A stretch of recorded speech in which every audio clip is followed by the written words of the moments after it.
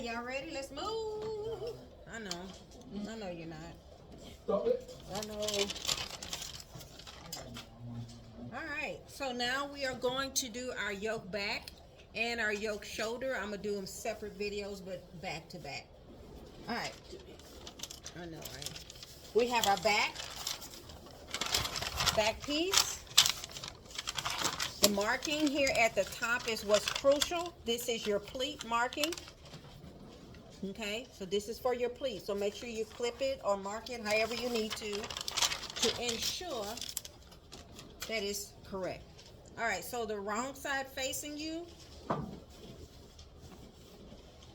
I'm going to put a pin in the location of where my clip is so you can see it more clearly. So this is the clip. This is the fold line that was previously there. All you're going to do is fold in or pleat in that marker to the center back. I'm going to pin it down. Now I'm going to do the second one. Fold it and connect it to the center. So it should look like this on the inside.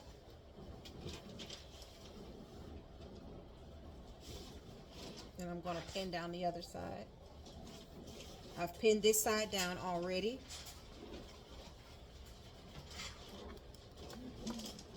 So if you turn it over on the right side, you will see that it should create a pleat, just like so. Stitch that down at 1/4 so it can be within the seam allowance. You can do it on 2.5. Just make sure your pleat is pleating.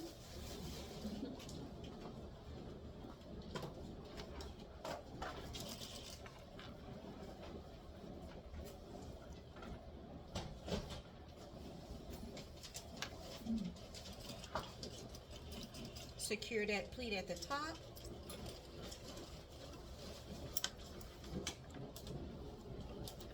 And we're good to go. So you can press that.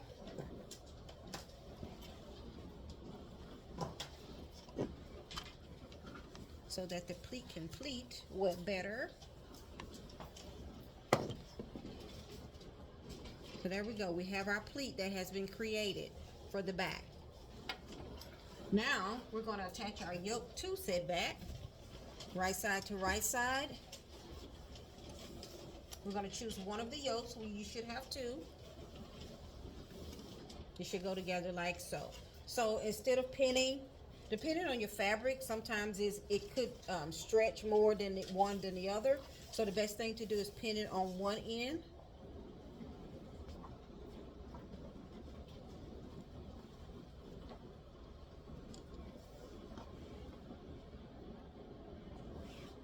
Pin it on the opposite end.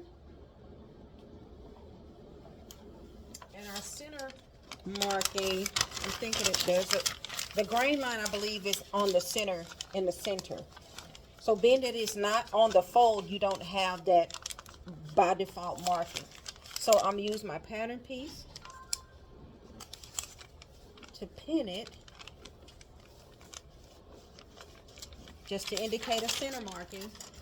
And I'm going to make sure that it's right in the center of that pleat. As you can see, it by default landed right where it should. So that tells me I did it correctly. So now I'm going to pin in between here and pin in between here. Raw edges together.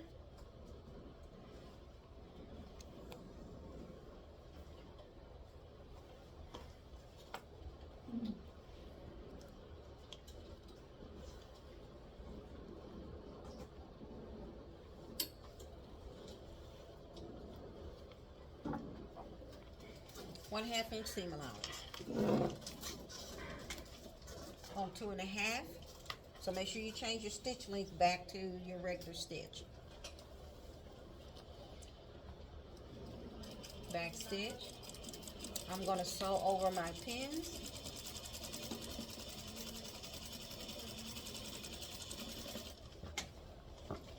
Because I'm going to use the placement of those pins for the next part.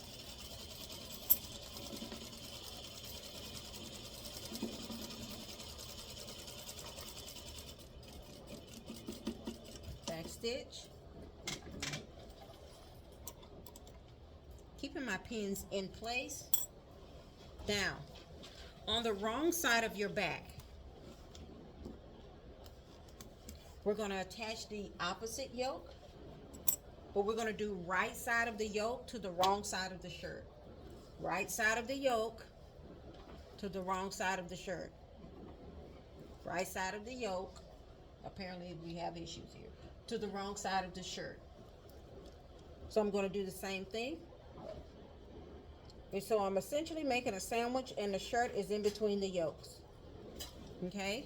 Pin on one end. I'm going to pin on the opposite end.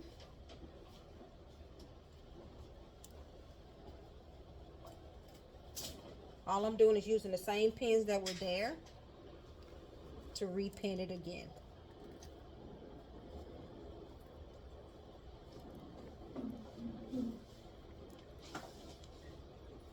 Some would say, why don't you just pin it, do it all at one time? Because that's not the order. Disaster usually happens. All right. So now that I've pinned the other yoke, right side facing the wrong side. Right side facing the wrong side. On the other side that we did first is right side to right side.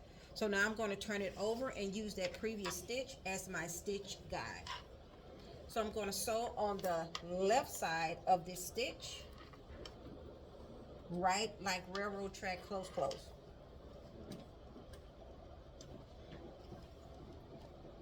Don't give it any extra, meaning you sew right next to it. It should look like one stitch.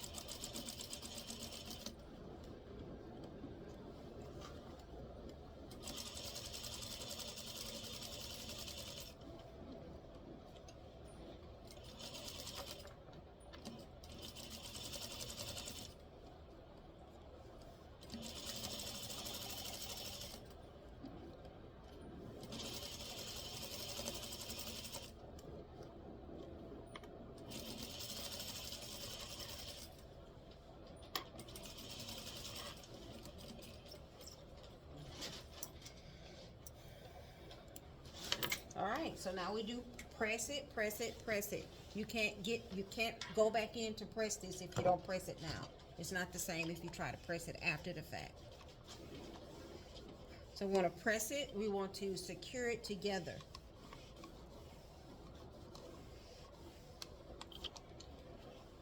Could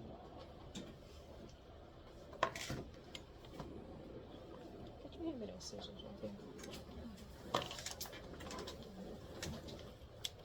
Thank you, ma'am. Thank you, thank you. All right, trim your seam allowance down to 1/4. Trim it down.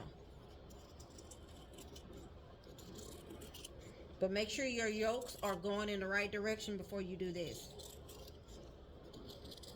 The one on the inside should be right side to wrong side, and the one on the outside should be right side to right side. Make sure you take all your pins out too before you damage your blade.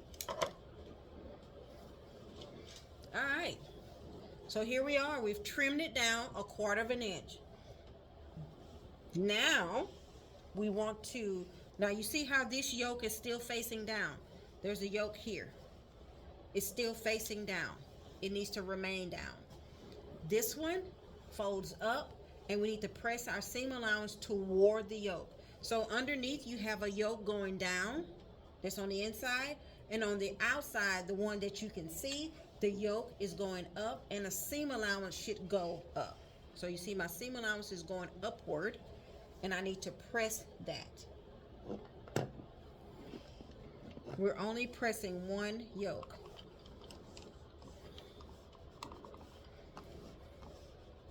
Press it as the best that you can.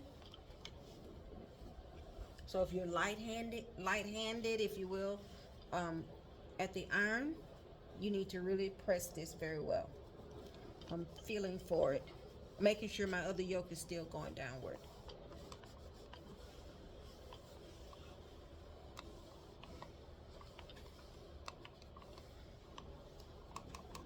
All right.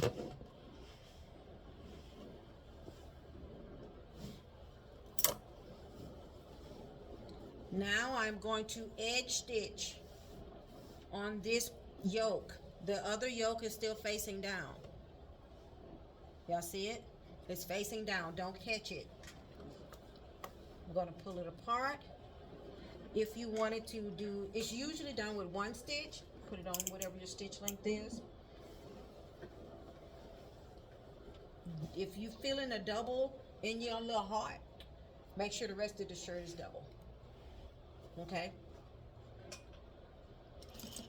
So I'm going to edge stitch as close as possible to that edge. I am pulling it apart as I am sewing it so that it can press itself. When you sew and you pull it apart, you're essentially pressing it too. That's another form of pressing.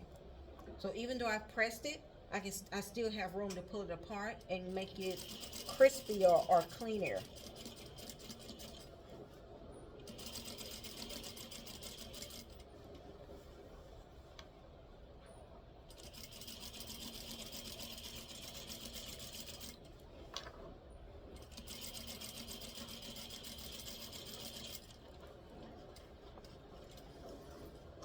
Any questions so far?